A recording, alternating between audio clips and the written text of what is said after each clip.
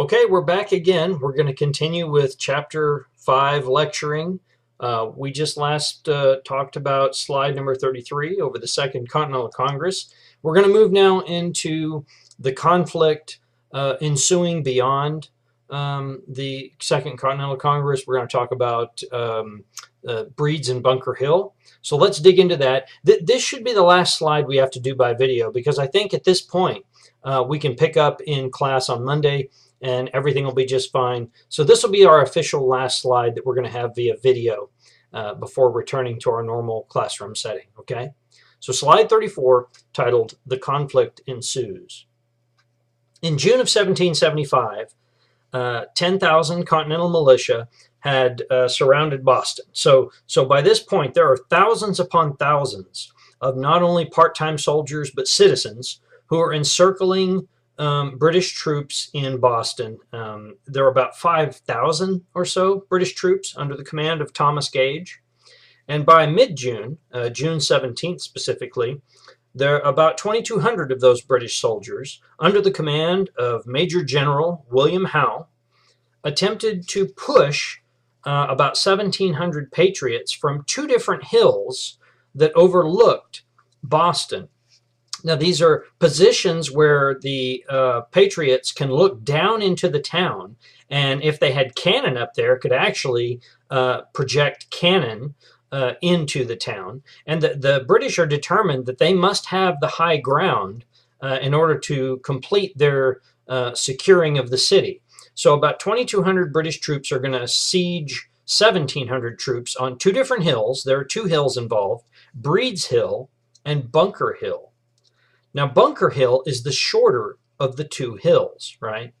The idea is if you attack the tallest hill first and you're able to take it, you can look down upon the other hill and shoot down into it from above. So instead of fighting up two hills, take the first biggest hill, and then the other one should be either easier, or in fact, if the enemy sees you, they're going to go, well, this is bad, we're going to get out of here. So they attack Breed's Hill. Now, what's interesting, this is known as the Battle of Bunker Hill, right, historically.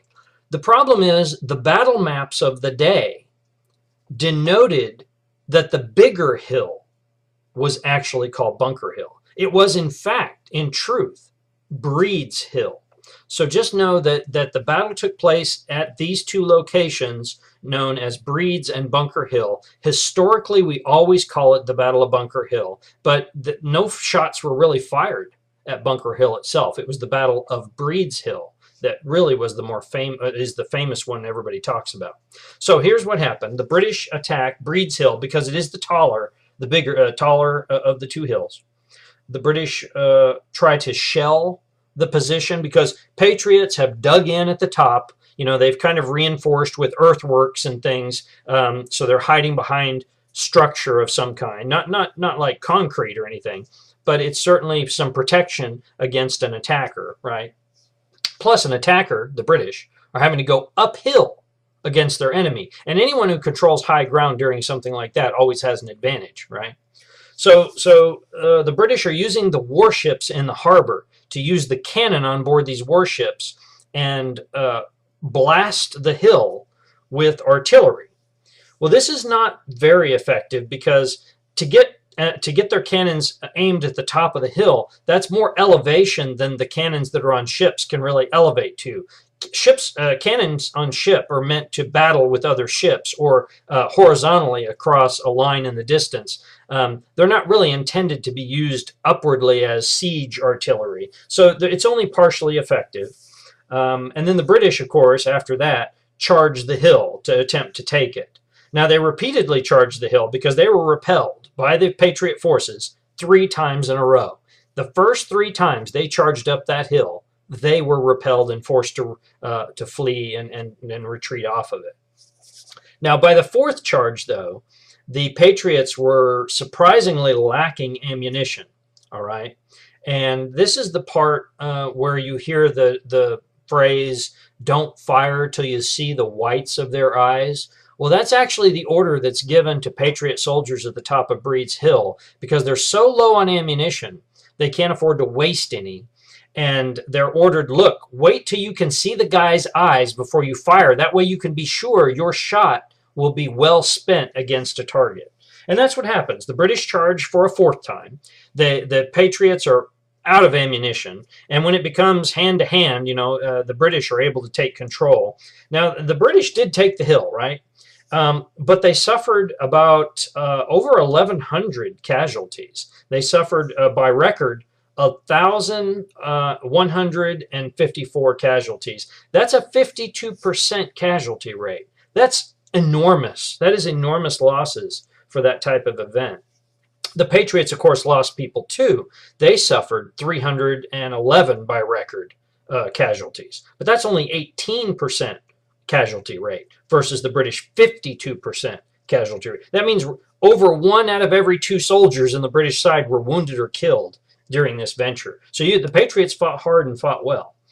All right, so that's over. As soon as the British take control of Breed's Hill, as I described earlier, the Patriots on Bunker Hill, the shorter hill, look up and see the British up there with the British flag, and they're like, okay, this isn't good. We just got to get out of here. They're fixing to rain down lead on us, and there's nothing we can do. So they take out of there, and the British then take both hills. They had taken Breed's, and they secure Bunker when the Patriots leave the position.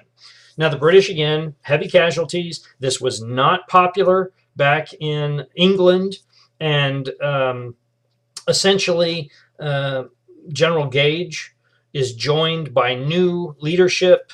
There's British generals Henry Clinton, John Burgoyne, and others who join Gage and Howe in Boston. The British government does not like the report about all these casualties over just taking a couple of hills, and General Gage starts to lose the confidence of the British command, and so that's going to change things in a moment too. But George Washington, after the Battle of Breed's and Bunker Hill, George Washington then arrived on site officially to take control of the ragtag group of people that were surrounding Boston. So George Washington wasn't in command during the Breed's and Bunker Hill event, but he took command after that, began organizing the forces, the supplies, the logistics, just like he successfully did in Virginia Colony during the French and Indian War.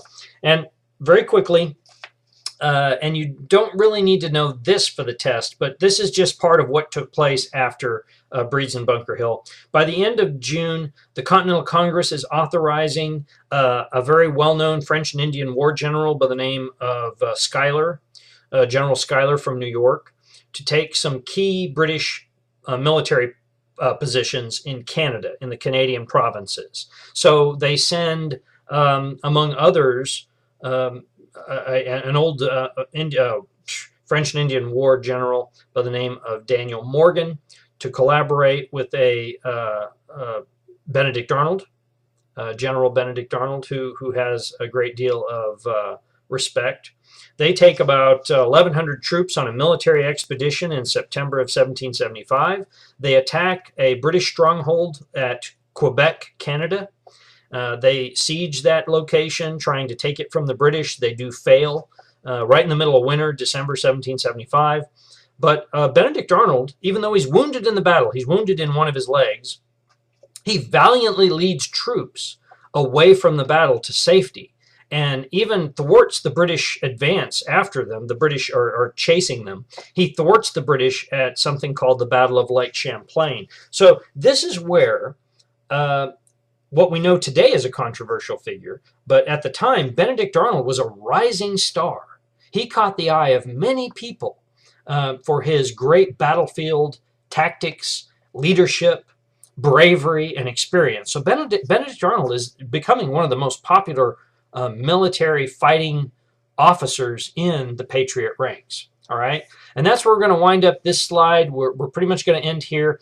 This will be the last slide we need to discuss before we go back to the traditional lecturing in the classroom. I've gone a little further even than I needed to, but I just wanted to give us a bit of a head start for Monday night, because I know you're going to want to maybe ask questions about the slides we covered via the video, right? And you're also going to want to prepare and have me help you prepare for the upcoming test next Wednesday, the 28th. So I look forward to seeing you Monday the 26th. We'll go over the new slides that we're not covering through the videos, and then I'll answer any questions you have, and we'll get you ready for the test, and everything will be just fine. I hope you've enjoyed the videos. I've enjoyed doing them for you, and hopefully you got your slides completed, and we can move forward and move on. I'll see you Monday.